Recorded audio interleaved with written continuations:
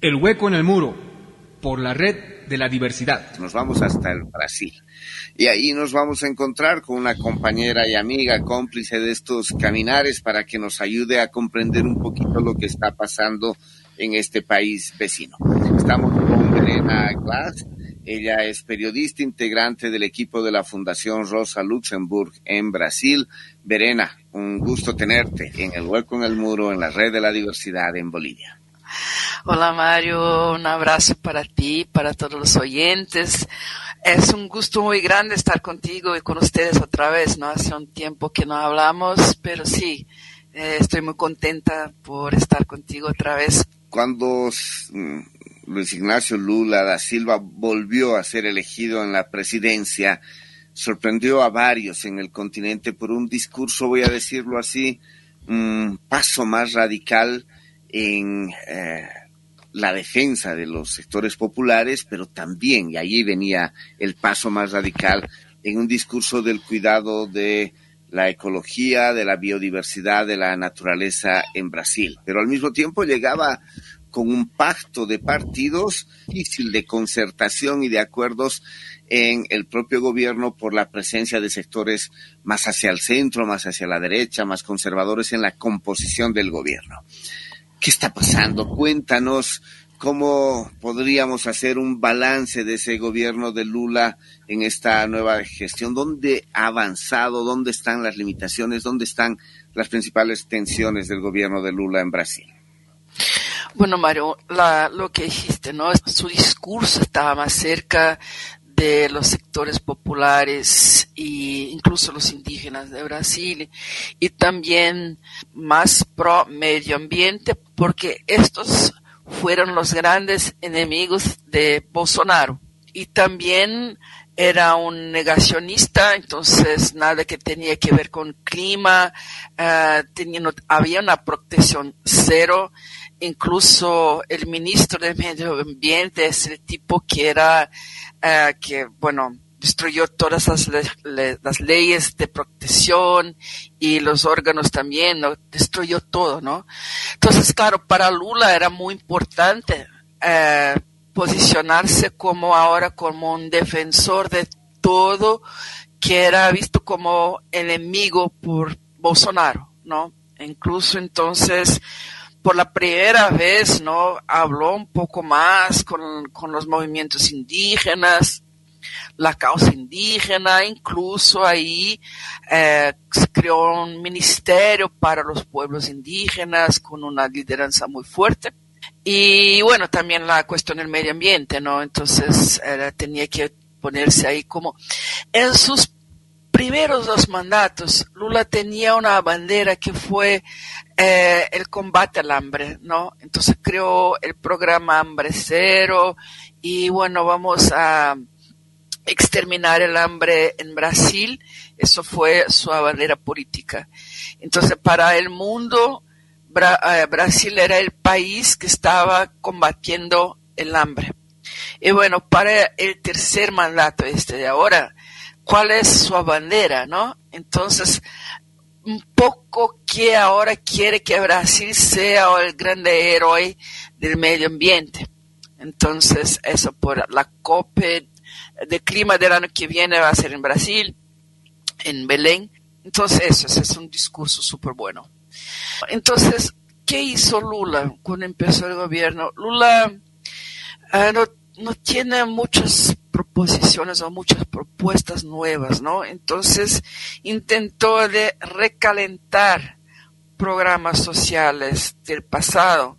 Entonces, había uno que se llama Bolsa Familia, que es un dinero que mensual que va para las familias con más dificultad financiera, más vulnerables, ¿no? Entonces, el Bolsa Familia ahora tiene el monto más grande de la historia. Son como 680 reales mes para las familias. Es una buena plata, ¿no? Una Bolsa Familia que aproximadamente al cambio en dólares, para que la gente tenga cierta referencia, debe ser aproximadamente entre 120 y 140 dólares mensuales. Había un otro programa que se llamaba Mais Médicos, que es un programa donde en el pasado muchos médicos de Cuba vinieron a Brasil para trabajar en lugares más distantes, más lejanos, ¿no? Y bueno, este programa ahora también tiene un número récord de profesionales. Bueno, hubo también una disminución súper fuerte de la deforestación de la Amazonía, como en el 22%. Pero también, bueno, el desempleo tuvo una queda el año pasado, pero ahora crece otra vez el desempleo. Entonces, en marzo de este año, en las encuestas, Lula tuvo una disminución importante de la aprobación de su gobierno, ¿no? Entonces, ahora solo 51% de las personas que fueron entrevistadas aprueban el gobierno y como 46% contra, ¿no? Entonces, ese es un problema serio. Entonces, ahí tenemos un problema que es muy grave, que es el precio de los alimentos. Los alimentos son muy caros, entonces eso también es una cosa que la población siente muy fuerte. Pero también, Mario, la derecha está como tiene el poder absoluto de las iglesias neopentecostales, ¿no? Entonces eso también es un factor donde no hay ningún plan para hacer un poco una disputa, como llegan los programas sociales ahí y no reconocen, ¿no?, que es una cosa buena, o la dificultad es reconocer de dónde viene eso, ¿no? Sí, es una situación muy débil del gobierno en el Congreso Nacional, entonces la derecha está muy fuerte, la derecha que está muy cerca o que representa el agronegocio, ¿no? Y ahí tenemos que tener en cuenta que en Brasil históricamente los productores rurales siempre fueron de derecha y muy conservadores, ¿no? Entonces, aunque hay sí una plata monstruosa para que se llame el Plan Safra, ¿no?, para el sector, porque el sector es súper importante para el PIB del Producto Interno Bruto de Brasil, ¿no? Entonces también el gobierno está rehén de ellos, ¿no? Pero la pauta conservadora, la agenda conservadora de Brasil todavía sigue muy fuerte y el gobierno no reacciona. Entonces creo que el gran problema es que hay una paralisía, o no es un tipo de una paralisía del gobierno. Los problemas de fondo político no tienen solución. Creo que un poco por ahí. Verena, nos has mostrado un poco el panorama de una situación económica que vuelve, decías, un poco a las antiguas políticas de los dos mandatos anteriores de Luis Ignacio Lula da Silva, políticas redistributivas, compensatorias. A pesar de eso hay una situación, decías, de inflación en los precios de los alimentos, algo que se repite en la mayoría de la región, una situación crítica regional. Y dices, hay un problema serio que tiene que ver con la gestión política. Un país que también aparece en otros países del continente, polarizado entre visiones que se aproximan a gobiernos de los llamados progresismos y las posiciones que apoyan a sectores de derecha o extrema derecha, que en el caso del Brasil se aglutinan detrás de la figura del expresidente Jair Bolsonaro. Nos has contado también que el gobierno de Lula aparece hoy abanderando un poco discursivamente el tema del cuidado del medio ambiente, de la naturaleza, de la madre tierra. En este campo, como tú decías, ha aparecido una serie de indicios en el inicio del gobierno de Luis Ignacio Lula da Silva, que para la gente tiene algo así como 1 año y 4 meses de gobierno aproximadamente. Aparecía indicios en los discursos, pero también las nominaciones de ciertos ministerios con presencia indígena, con la presencia de mujeres, inclusive con la presencia de personas que habían roto con Lula en algún momento político del proceso del PT y que volvieron al gobierno con estas banderas más de defensa de la naturaleza, etcétera. Ahí, ¿qué está sucediendo en lo concreto, Verena? También ves esta suerte de inmovilidad, esta parálisis del gobierno en esas medidas? ¿Hay avances? ¿No? ¿Hay tensiones? El problema es que América Latina es como ¿cómo se puede decir? Un supermercado, ¿no? Para los países del sur, para que vengan aquí atrás de mineros, atrás de energía barata, atrás ahora de todo lo que se dice del cambio energético, ¿no? Entonces, si tenemos eso, no sé cómo está en Bolivia, pero Argentina, Brasil, Chile, bueno, ¿no?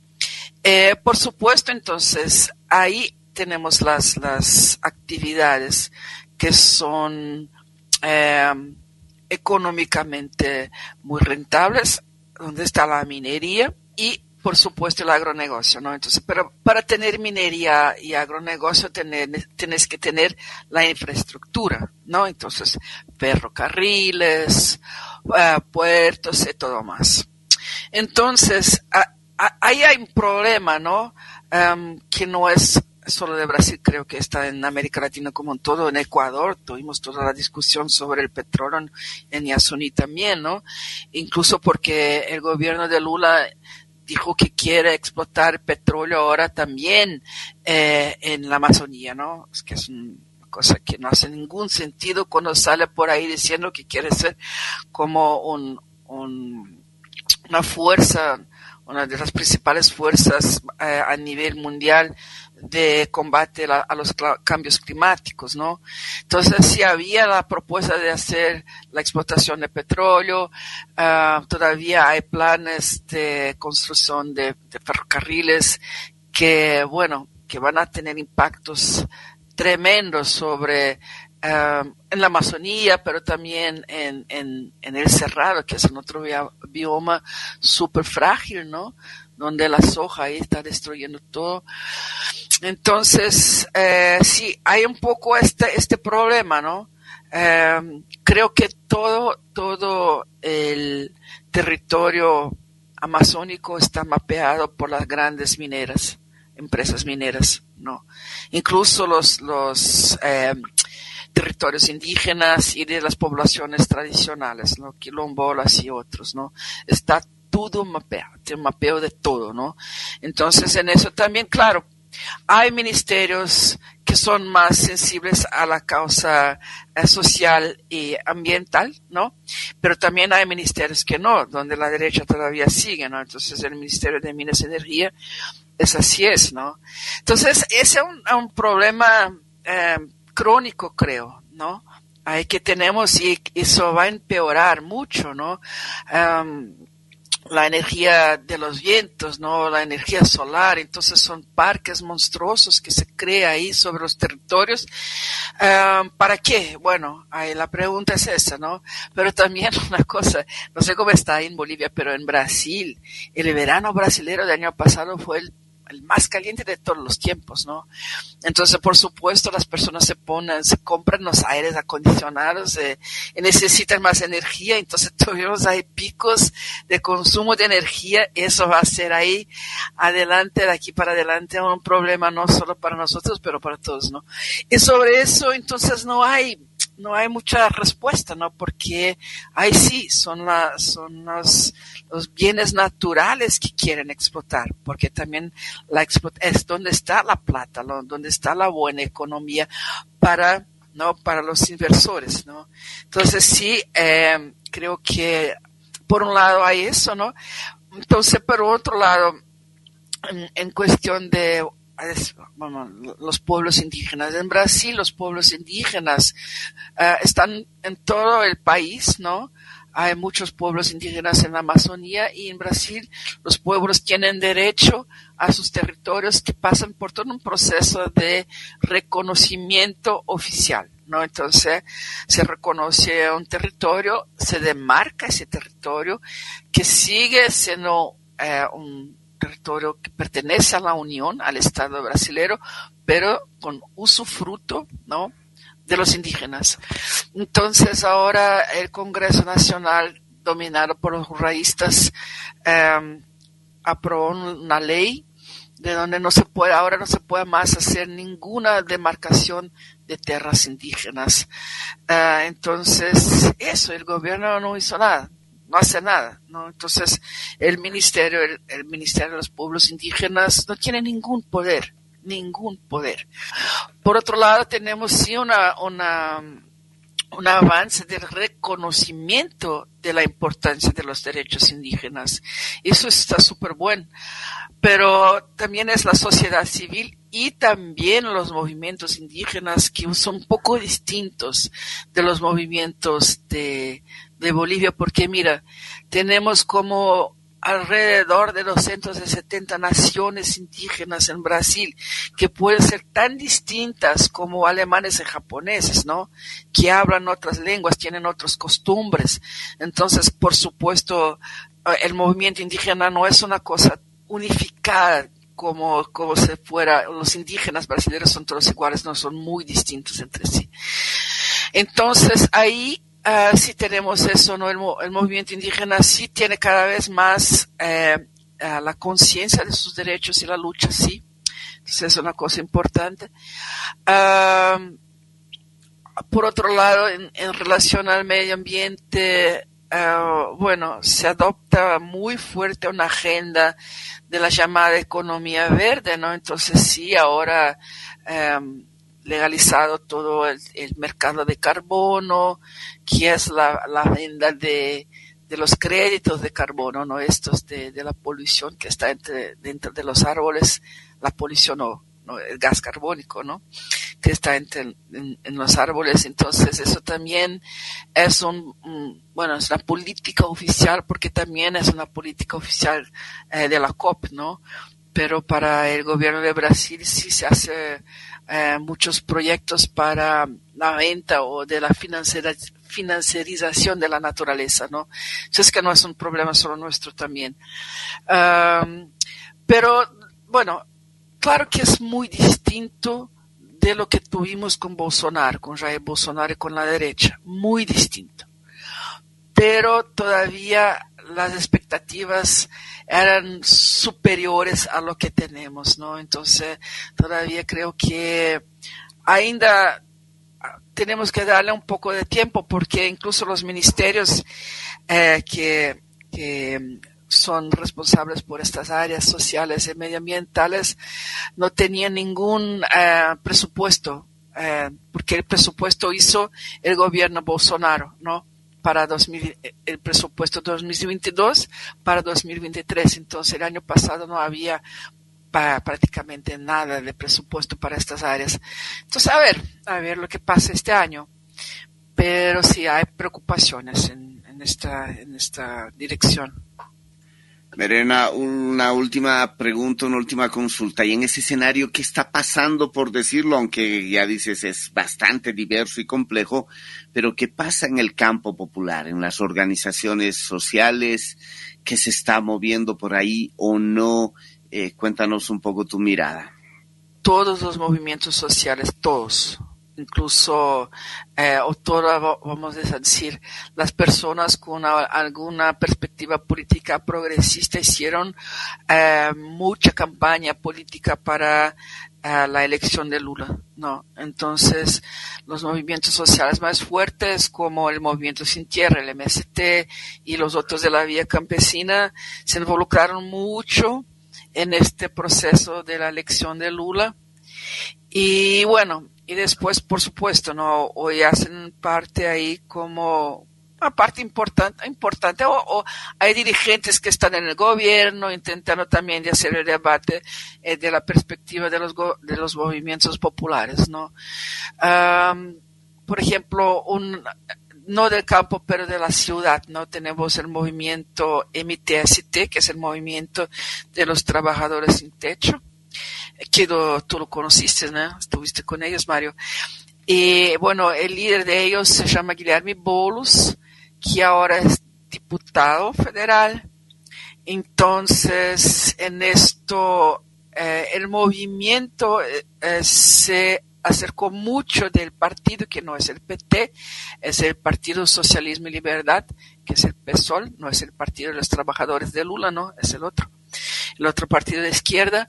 Ahí se logró unas cosas interesantes porque durante la pandemia lo que los movimientos hicieron en Brasil es como intentar de crear estructuras para darle a las personas más vulnerables acceso al alimento, ¿no? Entonces, por ejemplo, el MTST de los Sin Techo crearon lo que se llamaban las cocinas solidarias. Entonces, donde hacían grandes campañas de donación de plata y ahí compraban alimentos y la distribución de alimentos para personas que viven en las calles o con menos poder adquisitivo, ¿no? Entonces, este proyecto ahora es una ley nacional. Entonces ahí tenemos que un movimiento social logró que su experiencia sea reconocida, incluso, bueno, recibieron premios internacionales, pero también sea reconocida como una ley. Entonces, lo que se puede decir es que la lucha de los movimientos está muy institucional, ¿no? Está muy institucional, entonces hay un debate muy fuerte sobre políticas públicas, una disputa para políticas públicas, entonces tanto para la producción agroecológica o de las pequeñas fincas, de la agricultura familiar, ¿no? Entonces hay una grande disputa por estas políticas públicas y ahí se mueven los movimientos nacionales, por así decir, ¿no? Hay también una comprensión de que la disputa institucional o poner personas para concurrir a cargos parlamentarios, a alcaldías, y todo eso también era una cosa importante, ¿no? Para estos movimientos. Ahora están un poco más fuertes en esta disputa institucional. Y por supuesto también hay los movimientos territoriales, estos que más sufren de los ataques del capital agroextractivo, ¿no? Entonces, comunidades indígenas, campesinas pequeñas, tradicionales, pescadores, de todo eso, esos que son las víctimas de este proceso de avance del agronegocio, de la minería, del capital energético, ¿no?